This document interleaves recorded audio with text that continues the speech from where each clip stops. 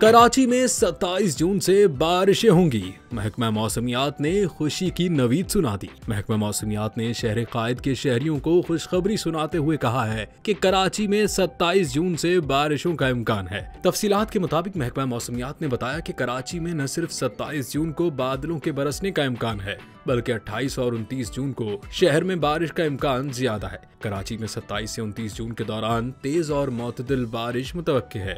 महकमा मौसमियात ने बताया कि मानसून का सिस्टम 25 जून को मुल्क के बालाई इलाकों पर असरअंदाज हो सकता है। 26 जून से सिस्टम सिंध पर असरअंदाज होना शुरू होगा।